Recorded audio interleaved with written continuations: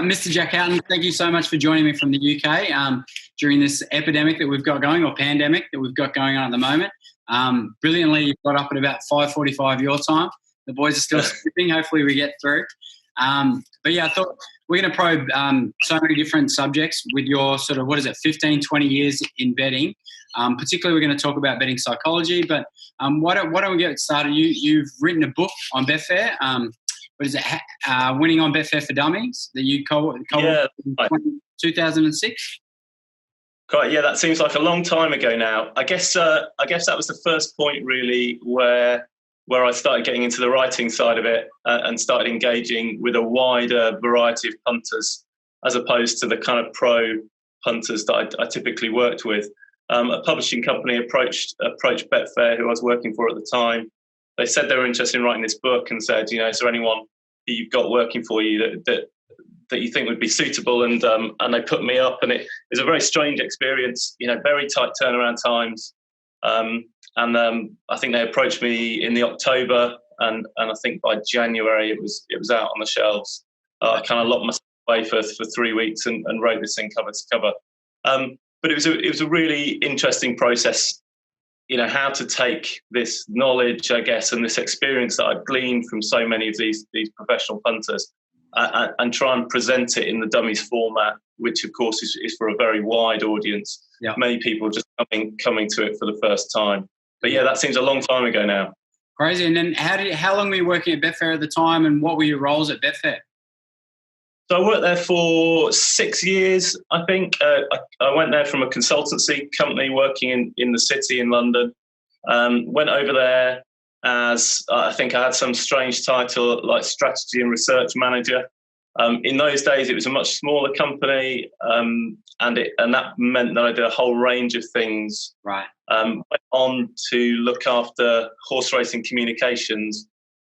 But I guess it was, in that time, it was the working with the key accounts particularly, and the guys and girls who were making us pay. That coincided with my punting, really, me wanting to take it from a recreational level to something where I was actually profitable, which I certainly hadn't been at that point. Yeah. And I think those two worlds colliding, it was just a really interesting time. And what were you betting on at the time, and what was the first profitable turn that you took to make money from punting? I think, if I'm really honest, in my early days, I was pretty much betting on anything that moved. And I'm sure there's lots of people watching this who were familiar with that feeling. I had a dad who was a kind of typical mug punter, I guess you'd say. He spent all his afternoons in the betting shop, and I grew up around the racetracks of the UK and around the greyhound tracks. And for me, it was very much that kind of social thing. It was just something that you did. And I would go to the Cheltenham Festival every year. I would go to other racing festivals every year. It would be about drinking. It would be about eating. It would be about punting. Yeah. And they were pretty sort of, hedonistic, fueled days and weeks. And they were wildly unprofitable. Yeah. And yes, of course, like most punters, I could pick for you these amazing days where everything went right. And I was very good at forgetting the days where it went wrong. I think for me there was a period of time, and I think I've written about this on an article for the Hub actually. But there was a German horse called Silvano, who was kind of going around the world picking up these international Grade 1 races, and he was coming down to race Northerly in the Cox Plate. And I decided that you Australians had no idea about European racehorses. You didn't know what you were doing, and that you didn't really know the potential of this European horse that was coming down. And I think there was Australian bookies at the time offering Silvano around about 10 to 1. Right. And I thought this was, this horse should be a $1.50 shot. No, $2.50 shot. Sorry, you would say. We can speak the old language. That's all right. 6 to 4. Yeah, and I opened these accounts, and in those days, of course, we didn't really have the internet in the same way, so I had to make these credit card deposits. Anyway, I just punted so much money on this horse, took a massive hit. I mean, a real gut-wrenching hit. Right. I actually watched it in New York. I was out there for the Breeders' Cup, and it was just a stomach-wrenching loss, really. And I think that was the moment where, as awful as it was, it just really made me reevaluate what I was doing. And I had access to all these people who were doing it well and making it pay. And then I slowly started the process of trying to unpick what it was they did and how they went about doing it.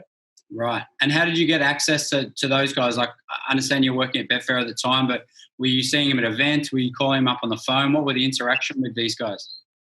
Yeah, a whole range of things, really. So it was a much smaller company then, and you did a lot of things, and a lot of my work was with key accounts, and that was either entertaining them at events, but also it was just the day-to-day interactions with them. Mm-hmm. So I spent a lot of time visiting them at home. If they had issues, things they were trying to sort out from a technical Betfair point of view, and they were perhaps getting frustrated, I'd be sent out to try and calm the waters. Do those things that key accounts teams do. But it meant that over the course of a few years, I became, I guess, very friendly with and spent time outside of work as well with a lot of these guys who were doing this for a living. Yeah, cool. And then what were the first things that you picked up? What did you notice about these guys that they were doing differently than you were applying at the time? Well, I think the thing that I really noticed was that there was nothing in terms of the practical aspects of their punting that was beyond me. I'd like to think I'm a relatively bright guy. I know my way around a spreadsheet. I'm pretty data savvy. Mm-hmm. Having said that, I'm not exceptionally so. Yeah. That's not my academic area by any means. So I'm competent, not much more than that. Mm-hmm. What I recognised was that it wasn't as if these people were doing something magical with databases and spreadsheets that I wasn't able to do myself. It wasn't that they knew things that I didn't know.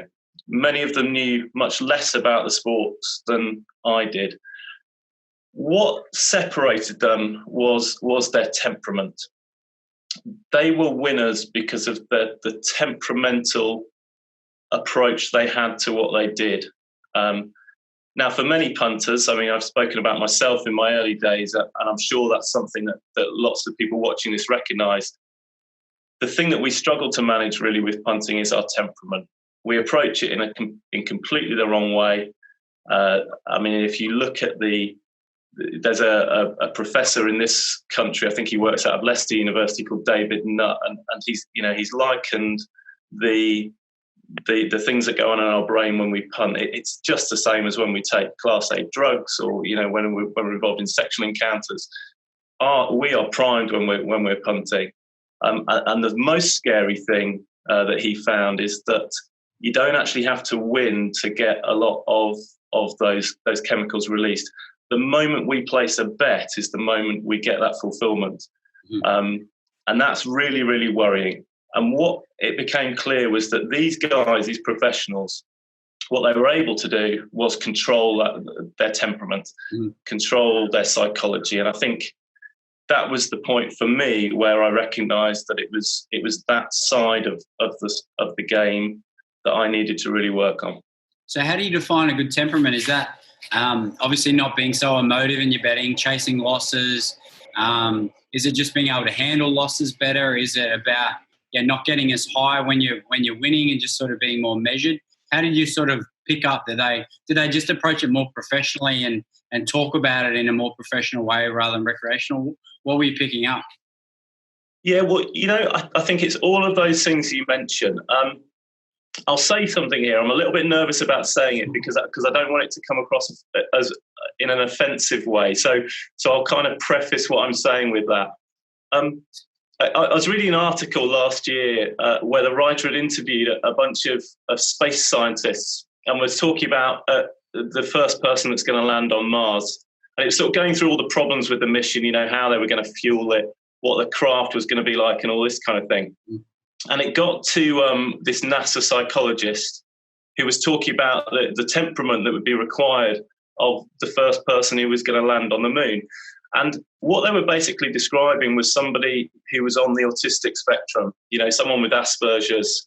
And they talked about it very openly. And they said, look, at the end of the day, this person has to spend a lot of time alone, completing tasks, intuitively, accurately, and with very little emotion around doing that. And they have to kind of revel in that environment, really. Right. And it kind of made me laugh a bit reading this, because I recognised that what the qualities that I was reading about were a lot of the qualities I'd seen in some of these pro punters. We perhaps have a stereotypical view of the high rolling punter, who is someone who is very extrovert, very brash. They're smoking a cigar, they're kind of holding court, they're making these pronouncements with certainty about the future. And what I started to realise was that the reality of pro punters is that they are anything but that. They are generally quite quiet people, quite introverted. They don't like to rush to judgment. Most crucially, I think they see the world in a slightly different way to the majority of people. Most people like to see the world in this binary way, as if the world is already predetermined. We might not know what the future holds, but the future is out there, and we are somehow sort of inexorably moving towards it. And I guess, current climate is perfect to witness this, isn't it? Because everybody wants to make these pronouncements about what's going to happen. Yeah. And you will be surrounded there with media experts who are saying things like, well, in 6 weeks, the schools are going to do this, and in 8 weeks, the virus is going to do this. The reality is that the future is not written yet. There are a number of outcomes that could occur. Each of those outcomes has a probability associated with them, but they're all going to be influenced by a number of factors.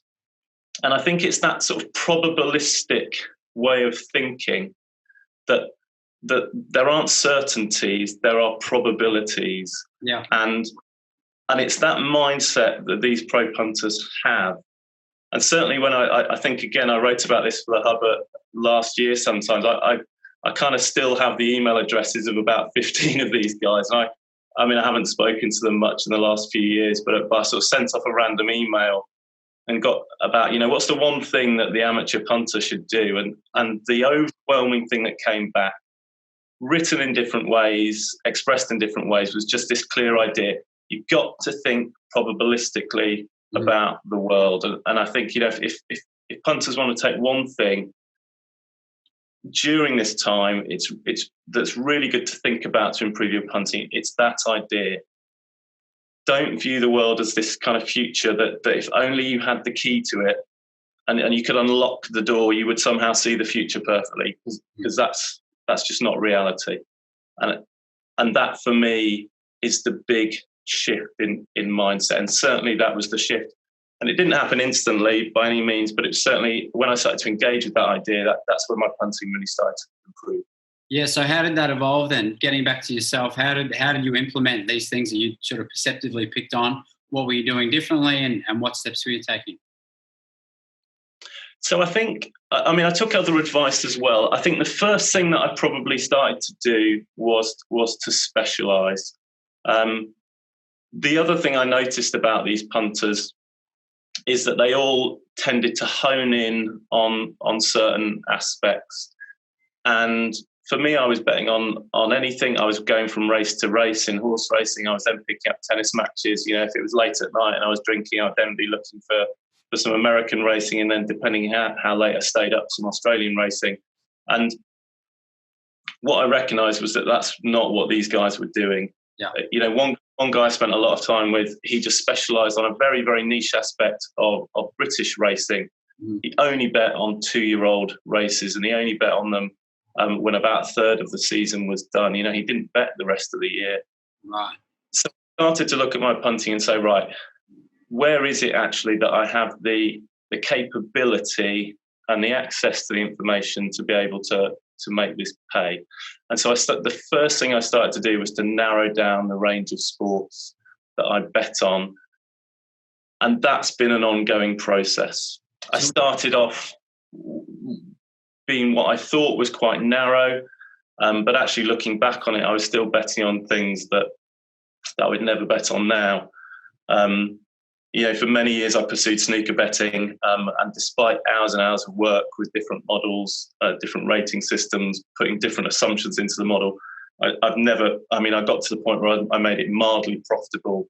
But I think, you know, if you look back at my snooker punting over the years, I will have undoubtedly lost money. And so I think it was just about narrowing it down for me. I mean, now I bet basically on tennis. I bet on cycling, but the volume of bets I have there are very small. I might have a few politics bets each year, but again, the volume of bets is quite small there. And then I still do bet a little bit within UK horse racing, but then again, in very sort of narrow confines, really. I better wrap it up. Thank you so much for this, mate. I think we covered a lot of ground. That was really great. Thanks so much for getting up so early and being able to punch us out.